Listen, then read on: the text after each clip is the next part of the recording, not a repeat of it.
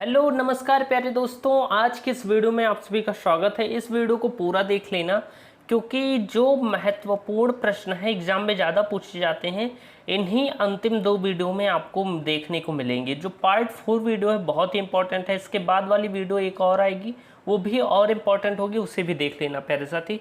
तो कक्षा 10 गणित प्रश्नावली 5.2 का पार्ट 4 वीडियो लेकर आ गया हूँ। मेरा नाम मिलिंद मिश्रा है और आज की इस वीडियो में आप सभी का स्वागत है। प्यारे साथी, ये जो शब्दों से संबंधित प्रश्न है कि किसी एपी यानी कि किसी समांतर श्रेणी का 17वां पद उसके 10वें पद से 7 अधिक है तो इसका सारवंतर ज्ञात करना है, यानी कि कॉमन डिफरेंस डी हमें फाइंड करना है। तो इस तरह के प्रश्नों को हम कैसे हल करते हैं आज के इस वीडियो में आप बेहतरीन तरीके से करना सीख जाएंगे। चलिए अब इसे सॉल्व करते हैं। प्यारे साथी, यहाँ पर कहा गया है कि किसी एपी का 17वां पद उसके 10वें पद से 7 अधिक है तो हमें इसका सारवंतर ज्ञात करना है। यानी कि जो इसका 17वां पद है, 17वें पद को A17 लिख सकते हैं।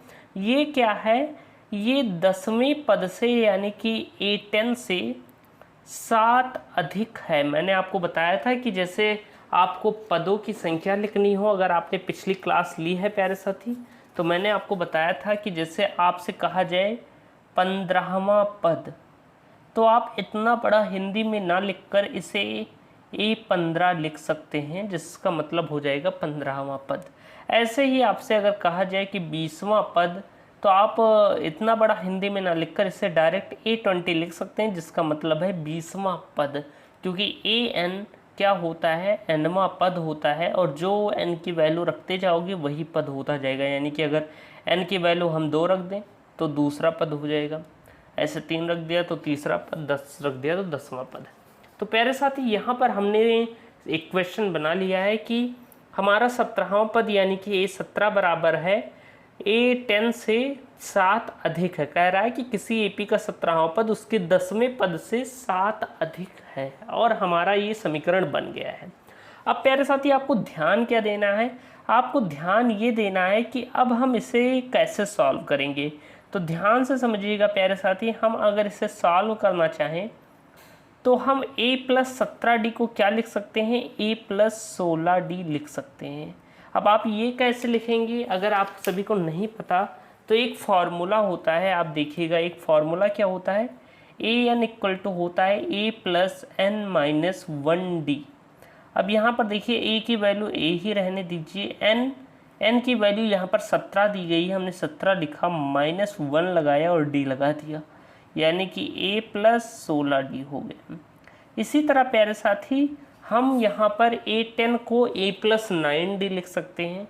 हम इसे लिख देंगे A+9D और प्लस का 7 लगा देंगे। अब हम इसे बेहतरीन तरीके से सॉल्व कर लेंगे पक्षांतर करके। पक्षांतर करना आप सभी जानते हैं। अगर हम पक्षांतर करें तो A और ये भी माइनस का हो जाएगा, माइनस का A+16D और -9D हो जाएगा प्यारे साथी, क्योंकि ये सारी चीज़ें आपको इधर आ जाएंगी और माइनस में हो जाएंगी, इक्वल टू 7 हो जाएगा। अब आप ध्यान से समझिएगा यहाँ पर, तो A से A कैंसिल हो गया आपका, और 16D में से आपका 9D जब घटेगा तो क्या आएगा प्यारे साथी, आपका आएगा 7D, प्लस का 7D इक्वल टू हो जाएगा 7 की। अगर हम D की वैल्यू निकालें तो D इक्वल टू हो जाएगा 7/7। अब हम इसे सॉल्व करेंगे तो 7 से 7 कैंसिल हो जाएगा, यानी D बराबर हमारा यानी कि जो सारवंतर आया है वो 1 आ गया। अब हम सिंपल सा लिखेंगे अतः हमारा सारवांतर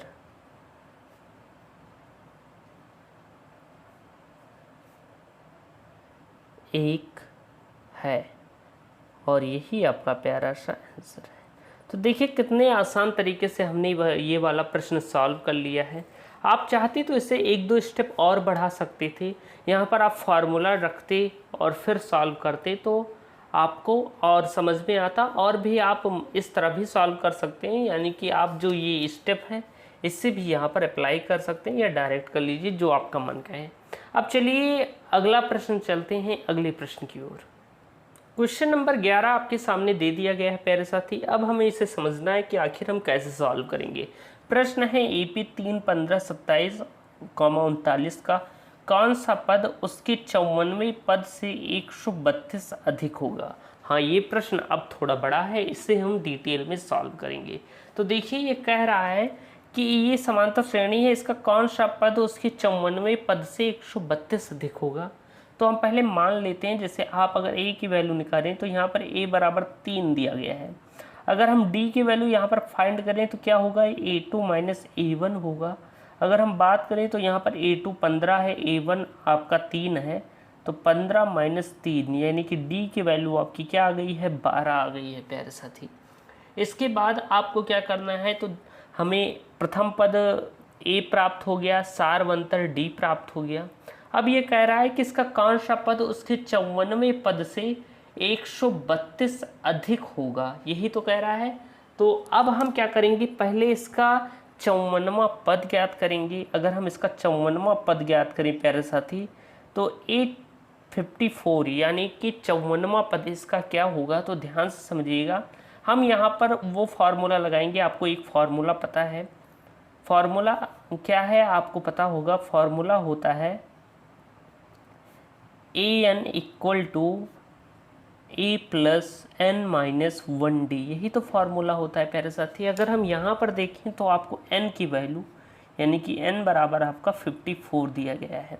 हमें a54 पता करना है, n की जगह n का मान a54 हमने रख दिया इक्वल टू a क्या है, a आपका 3 है, हमने 3 रख दिया, प्लस का चिन्ह लगाया, ब्रैकेट बंद किया, n की जगह n की वैल्यू 54 रखी, माइनस का 1 लगाया, d की जगह d का मान 12 हमने रख दिया प्यारे साथी।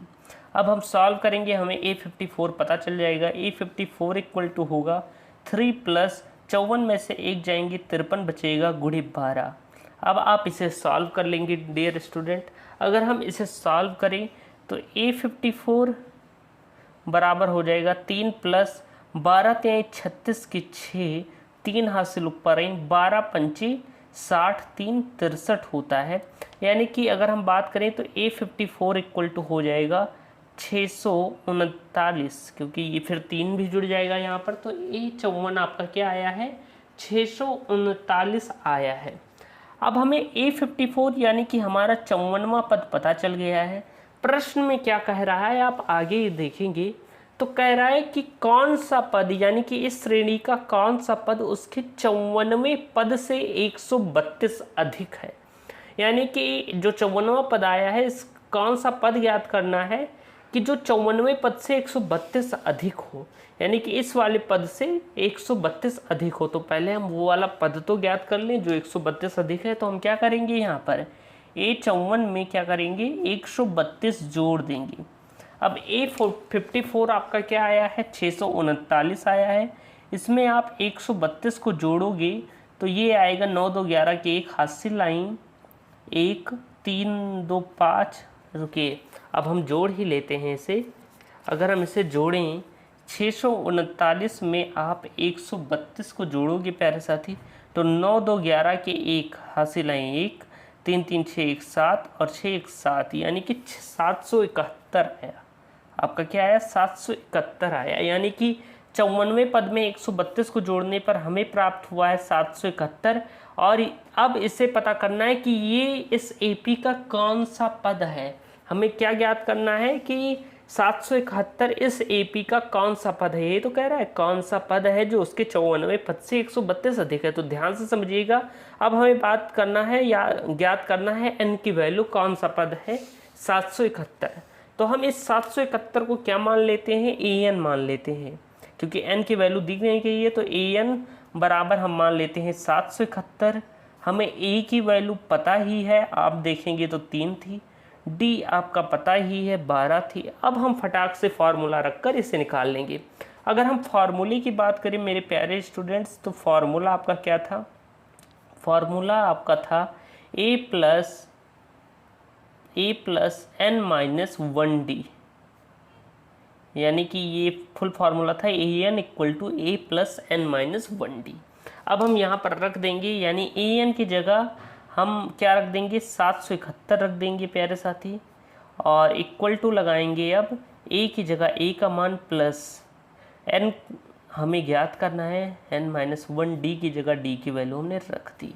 अब आप इसे सॉल्व करेंगे, इस 771 है तो इधर आएगा 771 माइनस ये 3 हो जाएगा, इक्वल टू 12 का अंदर गुणा हुआ 12n-12 हो गया प्यारे साथी। 771 में से आप 3 को घटाएंगे तो क्या आएगा, 768 आएगा प्यारे साथी। अब 768 और ये 12 इधर आएगा तो प्लस में 12 हो जाएगा बराबर 12n। अगर आप इसे जोड़ेंगे तो ये क्या हो जाएगा, हम ऐसे भी लिख सकते हैं थोड़ा सीधे रूप में, 12n बराबर हो जाएगा 8 2 10 के शून्य हासिल 1 और 6 1 7 1 8, यानी कि 780 हो जाएगा प्यारे साथी। अब 780 हो गया है, अब हमें इसकी वैल्यू ज्ञात करनी है तो n बराबर हो जाएगा 780 बटे ये 12 बटे में आ जाएगा।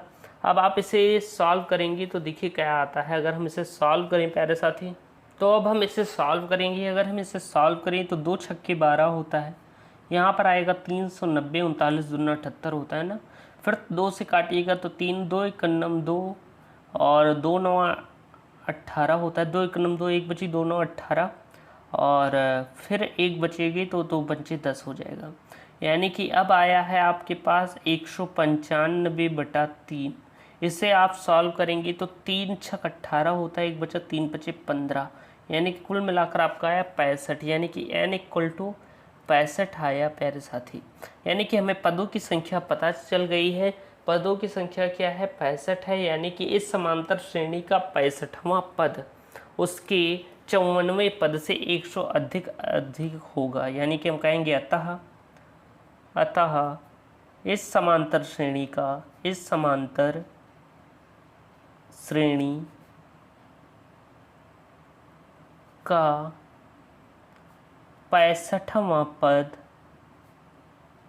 उसके 54वें पद से 132 अधिक होगा, और यही आपका प्यारा सा आंसर हो जाएगा। एकदम बेहतरीन तरीके से मैंने आपको इस क्वेश्चन को सॉल्व कराया है, एकदम शानदार तरीके से, और आई होप आपको ये वाला क्वेश्चन अच्छे तरीके से समझ में आया होगा। चलिए चलते हैं अगले प्रश्न की ओर। प्यारे साथी, अगला प्रश्न है, कई स्टूडेंट्स इसमें अटक जाते हैं कि आखिर कैसे सॉल्व करना है। एकदम बेहतरीन तरीके से समझिए, एकदम शानदार तरीके से मैंने ये वाला प्रश्न आपका सॉल्व कराया है। कैसे सॉल्व करना है, प्रश्न कह रहा है कि 2 समांतर श्रेणियों का सारवंतर समान है, यानी कि कोई 2 समांतर श्रेणी है जिनका सारवंतर समान है। फिर कह रहा है यदि इनके समवें पद का, यानी कि इनके समवें पदों का अंतर 100 हो तो इनके 1000वें पद का अंतर हमें ज्ञात करना है। अब ध्यान से समझिएगा, ये कह रहा है कि 2 समांतर श्रेणियां क्या है, समान है। इसका पहला कहने का मतलब है कि 2 समांतर श्रेणी का सारवंतर क्या है प्यारे साथी, सारवंतर समान है। अब प्यारे साथी, जब सारवंतर यानी कि d समान है तो हम मान लेंगे माना दोनों श्रेणियों का या दोनों समांतर श्रेणी का सारवंतर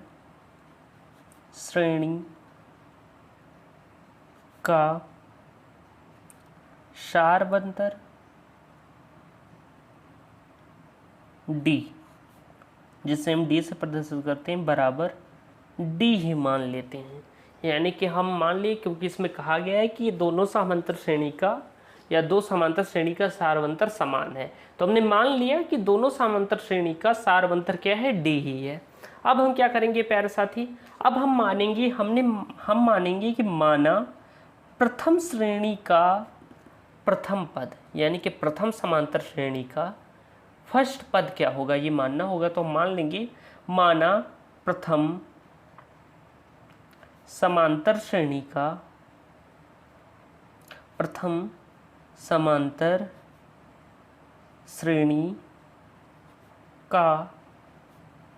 पद, क्योंकि हमें पता तो है नहीं तो हम मान लेंगे। माना प्रथम समांतर श्रेणी का, मान लीजिए 2 श्रेणियां आपको दी गई हैं, तो हमने मान लिया कि प्रथम समांतर श्रेणी का जो प्रथम पद है वो क्या है, कैपिटल ए है। और फिर हम मान लेंगे माना द्वितीय समांतर श्रेणी, द्वितीय समांतर श्रेणी का प्रथम पद हम क्या मान लेते हैं, स्मॉल ए मान लेते हैं। पहला कैपिटल ए मान लिया हमने और दूसरा हमने क्या मान लिया, स्मॉल ए मान लिया। यानी कि हमने मन में कुछ ऐसा माना कि प्रथम श्रेणी हमारी A B C D dot dot dot हो जाएगी और दूसरी श्रेणी हमारी ए बी सी डी हो गई। तो इसका प्रथम पद ए हमने मान लिया कैपिटल ए और इसका स्मॉल ए मान लिया, बस इतनी सी बात हुई। तो अब हमने मान लिया है। अब आगे देखिए, कह रहा है कि 2 समांतर श्रेणियों का सारवंतर क्या है, सारवंतर समान है यदि इनके समवे पदों का अंतर 100 हो। ये कह रहा है कि यदि इनके समवे यानी कि जो 100वां पद है उनके पदों का अंतर क्या होगा, 100 ही होगा, यानी कि इनके समवे पदों का अंतर 100 होगा। तो प्यारे साथी क्या हो, ये कह रहा है, आप ध्यान से समझिएगा, अगर आप समझे तो ध्यान से समझिए कि ये कह रहा है कि इनके समवे पदों का अंतर क्या है, 100 है। यानी कि अगर हम प्रथम श्रेणी का 100वां पद ज्ञात करें, हम क्या ज्ञात करेंगे कि प्रथम समांतर श्रेणी का, प्रथम समांतर श्रेणी का, समांतर श्रेणी का 100वां पद ज्ञात करें प्यारे साथी, तो प्रथम समांतर श्रेणी का 100वां पद क्या होगा। तो यहाँ पर आप ध्यान से देखिए कैसे हमें निकालना है। 100वां पद पूछा गया है, यानी कि n की वैल्यू आपकी क्या है, 100 है। आपको मैंने एक फार्मूला बताया था, फार्मूला क्या था, a n equal to A plus N minus 1d, यही तो था फार्मूला आपका। अब ध्यान से समझिएगा, इसका 100वां पद क्या है, आप देखिएगा A100, हमें प्रथम समांतर श्रेणी का 100वां पद ज्ञात करना है। तो A100 बराबर क्या हो जाएगा प्यारे साथी, ए की वैल्यू क्या है, कैपिटल ए है। प्रथम श्रेणी में प्रथम पद क्या है, प्रथम श्रेणी का 100वां पद ज्ञात करना है, तो इसमें प्रथम श्रेणी का प्रथम पद क्या था, कैपिटल ए था। तो कैपिटल ए हमने रख दिया प्लस एन क्या है, 100 है, माइनस 1 और डी के जगह डी का मान होगा क्योंकि सारवंतर हमने डी ही मानना है। अब ध्यान से समझिएगा, A100 बराबर क्या हो जाएगा प्यारे साथी, ए प्लस 100 में से एक गई 99d, यानी कि प्रथम श्रेणी का 100वां पद हमें पता चल गया है। इसे हम इक्वेशन नंबर फर्स्ट मान लिए हैं। ये प्रथम श्रेणी का क्या है, 100वां पद है। अब हम द्वितीय श्रेणी का 100वां पद ज्ञात करेंगे, क्योंकि इसमें अंतर की बात कही गई है। तो पहले हम पदों की संख्या तो ज्ञात कर लें, पदों को ज्ञात कर लें। तो हम द्वितीय समांतर श्रेणी का, समांतर श्रेणी का 100वां पद का 100वां पद ज्ञात करेंगे। तो द्वितीय समांतर श्रेणी का 100वां पद क्या होगा, यहाँ पर भी आपके n की वैल्यू क्या होगी, 100 ही होगी प्यारे साथी। वही फॉर्मूला रखना है, क्या था formula, an equal to A plus N minus 1d, ये फॉर्मूला था, इसे हमें यहाँ पर पुट करना है। अब देखिए यहाँ पर आप कैसे रखेंगे, यहाँ पर 100वां पद निकालना है, तो A100 इक्वल टू हो जाएगा प्यारे साथी, अगर हम बात करें तो यहाँ पर देखिए a की वैल्यू यहाँ पर स्मॉल a ही है, क्योंकि द्वितीय श्रेणी का प्रथम पद आप देखेंगे तो स्मॉल a ही है, तो हम एज इट इज ऐसे लिख देंगे। प्लस n की जगह n की वैल्यू 100 हम रख देंगे, माइनस 1d, यानी कि इसका A100 क्या आएगा आपका, स्मॉल A100 क्या आएगा प्यारे साथी आपका, a प्लस 99d, यानी कि ये दोनों समीकरण हमें पता चल गए हैं।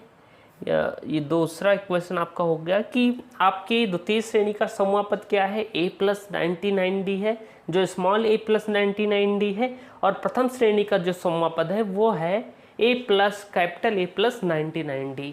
अब देखिए प्रश्न में क्या कह रहा है कि यदि इनके 100वें पदों का अंतर 100 हो, यानी कि जो 100वें पद दोनों हमें पता चले हैं, इनका घटाओ यानी कि इनका अंतर क्या है, 100 है, ये कह रहा है।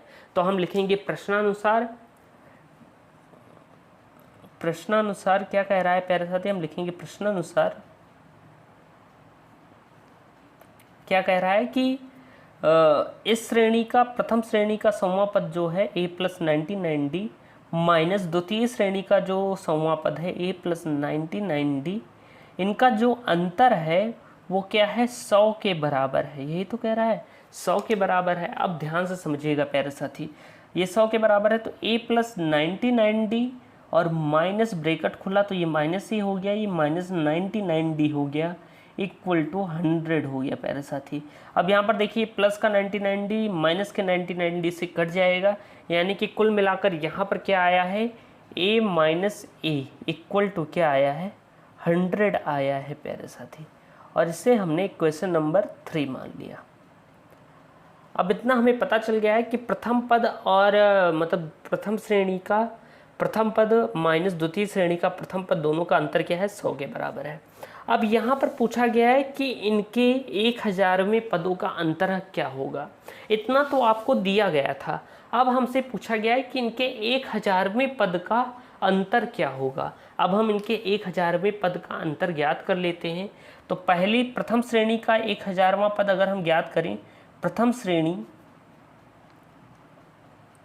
का 1000वां पद अगर हम ज्ञात करें प्यारे साथी, तो फॉर्मूला जो था वही रख देना है, an equal to A plus N minus 1d प्यारे साथी। यहाँ पर आप देखिए तो हमें 1000वां पद याद करना है तो a 1000 इक्वल टू हो जाएगा। आपकी प्रथम श्रेणी का प्रथम पद कैपिटल ए था प्लस n की वैल्यू आपकी क्या है, 1000 है, तो 1000 माइनस 1 हमने किया और यहाँ पर कर दिया है d प्यारे साथी। अब ध्यान से समझिएगा, यानी कि जो 1000वां पद है वो आपका है a प्लस 1000 में से एक जाएंगे 999 d आ गया है। ये आपका क्या है, 1000वां पद है द्वितीय श्रेणी का, प्रथम श्रेणी का सॉरी। अब हम द्वितीय श्रेणी का 1000वां पद ज्ञात कर लें तो हम लिखेंगे द्वितीय श्रेणी का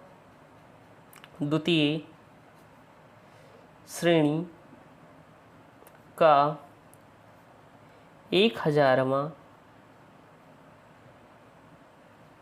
पद क्या होगा प्यारे साथ, एकदम डिटेल में बता रहा हूँ। तो द्वितीय श्रेणी का आपका 1000वां पद होगा। आप क्या करेंगे, यहाँ पर डायरेक्ट भी ले सकते हैं जैसे इसका है, बस यहाँ पर स्मॉल ए होगा, यानी कि द्वितीय श्रेणी का जो आपका 1000वां पद है वो होगा a प्लस 99 यानी 999d हो जाएगा, और ये आपका द्वितीय श्रेणी का 1000वां पद हो जाएगा। अब आगे हमें कैसे सॉल्व करना है, ध्यान से समझिएगा प्यारे साथी। अब हम आगे कैसे सॉल्व करें, यहाँ पर आपको पूछा गया है, आप देखेंगे तो इनके 1000वें पदों का अंतर पूछा गया है। 1000वें पद का अंतर पूछा गया है, तो ध्यान से समझिएगा। नेक्स्ट पेज पर चलते हैं। तो यहाँ पर देखिए आप ध्यान से, अगर हम इसे सॉल्व करना चाहें तो द्वितीय श्रेणी का जो 1000वां पद है, प्रथम श्रेणी का 1000वां पद है, उनका जो अंतर है वो हमसे पूछा गया है। तो हम इन्हें आपस में घटा देंगे, हम घटाएंगे, यानी कि a प्लस 99d जो कि प्रथम श्रेणी का 1000वां पद है, इससे माइनस करेंगे a प्लस 999d को, जो कि द्वितीय श्रेणी का 1000वां पद है। इनका अंतर हमसे पूछा गया है। अब हम घटाते हैं प्यारे साथी, तो घटाएंगे तो a प्लस 999d माइनस हो जाएगा अंदर सब 999d प्यारे साथी। अब यहाँ पर प्लस का 999 था, माइनस का 999 था, आपस में कट गया, यानी यहाँ पर बचा a माइनस ए ही। यहाँ पर क्या बचा, a माइनस ए ही। अब क्योंकि आपको पता है, आप ऊपर देखेंगे तो जो आपका समीकरण 3 था उसमें a माइनस ए का मान 100 ही आया है, तो हम लिखेंगे समीकरण 3 से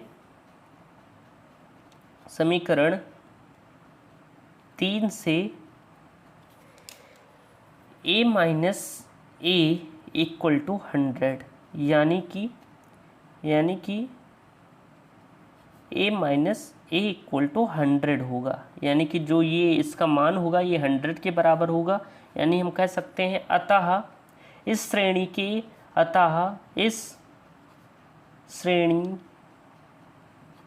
के 1000वें पदों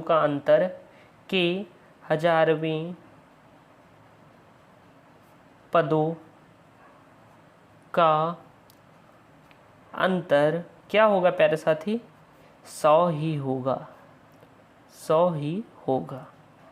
जो कि 100वें पदों का था वही 1000वें पद का होगा और यही आपका आंसर है। आई होप आपने अगर इसे डिटेल में एकदम ध्यान से आपने पूरा ये जितना मैंने बताया स्टेप फॉलो किया होगा तो आपको बेहतरीन तरीके से समझ में आ गया होगा। चलिए चलते हैं अगले प्रश्न की ओर। अगला प्रश्न आपके सामने दिया गया है कि 3 अंकों वाली कितनी संख्याएं 7 से विभाज्य हैं? 3 अंकों वाली कितनी संख्याएं 7 से विभाज्य है प्यारे साथी, यही आपसे पूछा गया है।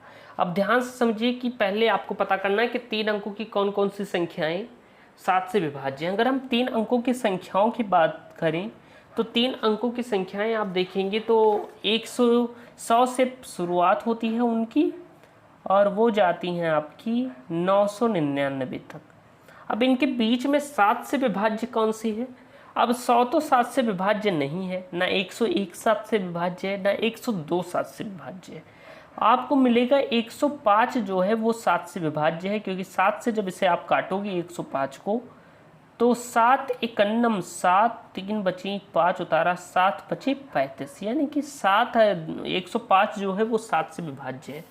यानी कि 100 के बाद प्रथम संख्या 105 ही है जो 7 से विभाज्य है। इसके बाद क्या करना है, इसमें 7 7 जोड़ते जाओ। इसके बाद 105 में 7 जोड़ोगे 112 भी 7 से विभाज्य होगी, 119 भी 7 से विभाज्य होगी। 12 में 7 जोड़ा तो 119। अब डॉट डॉट लगाया। अब हमें अंतिम संख्या ज्ञात करनी है कि अंतिम वह कौन सी संख्या है जो 7 से विभाज्य होगी प्यारे साथी। तो अंतिम संख्या अगर हम बात करें तो आपको क्या करना है, अंतिम संख्या जो 7 से विभाज्य है अगर निकालना हो तो आप क्या करेंगे प्यारे साथी, 7 से 1000 को भाग दे देंगे। अब हम भाग देंगे इसमें 7 एकन्नम 7 होता है, 3 बचे 0, 7 चौक 28, फिर आपका 2 बचा 0, 7 दुनाई 14 होता है, यानी कि 6 बचा। अब ये जो 6 आया है इसे आप 1000 में से घटा दीजिए, आपको पता चल जाएगा। कभी भी ऐसा प्रश्न दिया जाए कि अंतिम संख्या ज्ञात करनी हो, बहुत बड़ी संख्या हो, तो जो उसकी अधिकतम संख्या है 1000, उसमें में से हम 6 घटाएंगे यानी कि 994 आएगा और ये 994 7 से विभाज्य होगा। 7 एकन्नम 7, 7 चौक 28, जी हाँ घट जाएगा। यानी कि जो अंतिम संख्या होगी 994 होगी जो 7 से विभाज्य हो जाएगी। तो अब हमने इसकी श्रेणी बना ली है। इस तरह के प्रश्नों में क्या करना होता है, पहले हमें श्रेणी को बनाना होता है। तो हमने यहाँ पर क्या किया है, श्रेणी को बना लिया है एकदम बेहतरीन तरीके से। अब हमें पदों की संख्या ज्ञात करनी है, यानी कि 3 अंकों वाली कितनी संख्याएं हैं जो 7 से विभाज्य हैं। यानी कि हमें सीधा सीधा कहने का मतलब है n की वैल्यू ज्ञात करनी है। a की वैल्यू यहाँ पर दी गई है 105, प्रथम पद आपका क्या दिया गया है 105 दिया गया है। अंतिम पद an आपका अगर हम बात करें तो an आपका 994 दिया गया है, हमने रख दिया। अब हमें सीधा में n की वैल्यू निकालनी है। तो आपको एक फार्मूला पता होगा जो मैंने आपको बताया है, अक्सर बताता रहता हूँ। फार्मूला आपका बहुत ही स्वीट है, क्या है, an = e + n - 1d, यही तो फार्मूला है। अब इस फार्मूले पर आपको रख देना है। en का मान आपका 994 है, हमने 994 रख दिया, = e की जगह e का मान 105 हमने रखा, प्लस लगाया n - 1। d की बात करें प्यारे साथी तो d आपका 7 ही होगा, क्योंकि 7 से विभाज्य पूछा गया है तो d आपका 7 ही होगा, क्योंकि 7 7 जोड़ते गए हैं पहले ही पता चल गया है। तो d बराबर हमारा क्या है, 7 है प्यारे साथी। अब हम सॉल्व करेंगे, इस 105 को इधर लाओगे तो 994 माइनस का 105 हो जाएगा, = 7 का अंदर गुणा हुआ 7n - 7। अब आप इससे घटाइए तो 994 में से आप जब घटाएंगे 105 को तो क्या आएगा, 994 में से जब आप 105 को घटाएंगे तो प्यारे साथी माइनस करते हैं, यहाँ पर बचेगा 9, यहाँ पर बचेगा 8 और यहाँ पर बचेगा 8, यानी कि 889 आपका आएगा प्यारे साथी, 889। और ये 7 इधर आएगा तो प्लस का 7 हो जाएगा, = 7n। अब इसमें 889 में जब आप 7 को जोड़ेंगे तो क्या आएगा, अब आप देखिए 9 से 15 होता है, 9 7 16 होता है, यानी कि ये आएगा 896 प्यारे साथी, = 7n। यानी कि n बराबर आपका क्या हो जाएगा, 896 बटे में 7। आप काटेंगे इसे तो 7 एकन्नम 7, 7 एकन्नम भाग देकर देख लीजिए। तो 7 से जब हम 896 को भाग देंगे प्यारे साथी तो देखिए 7 एकन्नम 7, 1 बची 9, 7 चौक सॉरी 7 दूनी 14 हो जाएगा, और यहाँ पर बचेगा 5, ये 6 हमने उतारा, और 7 8 56 होता है। यानी कि कुल मिलाकर आपका क्या आया है प्यारे साथी, 128 आ गया है। ये आपस में कट जाएंगे, यानी कि n = 128 हो गया। यानी कि कहने का मतलब है 3 अंकों वाली कुल 128 संख्याएं हैं जो 7 से विभाज्य हैं। तो हम लिखेंगे अतः कुल अंकों वाली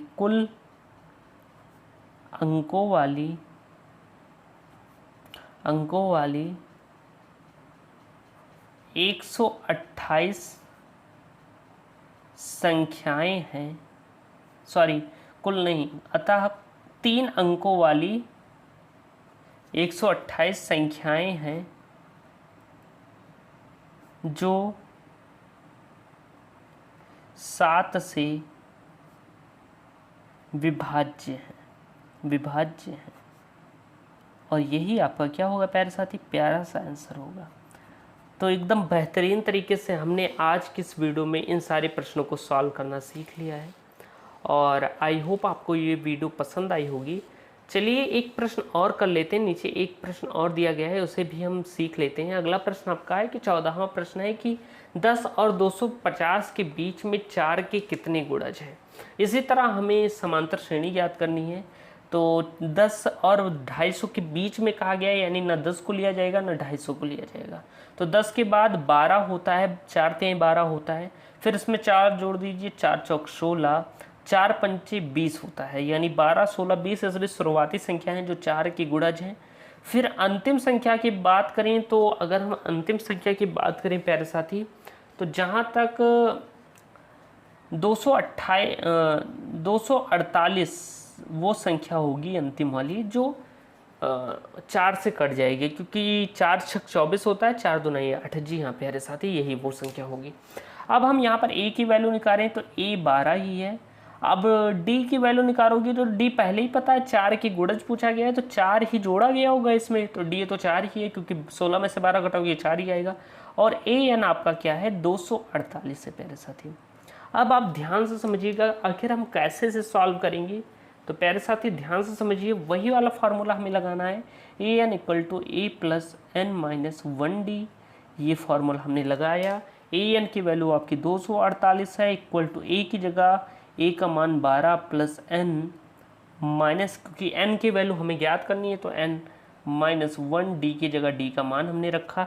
ये 12 इधर आएगा माइनस में होगा, यानी कि 248 - 12 हो जाएगा, इक्वल टू 4n - 4 हो जाएगा। इसमें में से घटाओगे तो 236 आएगा, लेकिन ये वाला 4 इधर आएगा तो प्लस का 4 हो जाएगा, इक्वल टू 4n। इसे अब आप सॉल्व करेंगे तो ये 240 हो जाएगा, यानी 4n = हो जाएगा 240। 236 में 4 जोड़ोगे तो 240 ही आएगा। अब आप इसे सॉल्व करेंगे तो n बराबर हो जाएगा 240 बटे में 4, 4 × 9 4, 4 × 6 24, यानी 60। यानी कि n की वैल्यू आपकी क्या आई है प्यारे साथी, 60 आ गई है। यानी कि कहने का मतलब कि 10 और 250 के मध्य 4 के टोटल कितने गुणज हैं, 60 गुणज है। तो हम लिखेंगे अतः 10 और 250 के मध्य 4 के 60 गुणज हैं, और यही आपका प्यारा सा आंसर हो जाएगा। तो एकदम बेहतरीन तरीके से हमने आज कई प्रश्नों को सॉल्व किया है। 34 मिनट की वीडियोस कंप्लीट हो चुकी हैं। तो आज के लिए इतना ही, इतना काफ़ी आज के लिए। और एक पार्ट जहाँ तक और आएगा फिर ये एक्सरसाइज ख़त्म ही होने वाली है। और एकदम अच्छे से पढ़ते रहिए हमसे। मिलते हैं नेक्स्ट वीडियो में एक नए टॉपिक के साथ। तब तक के लिए धन्यवाद। जय हिंद, वंदे मातरम।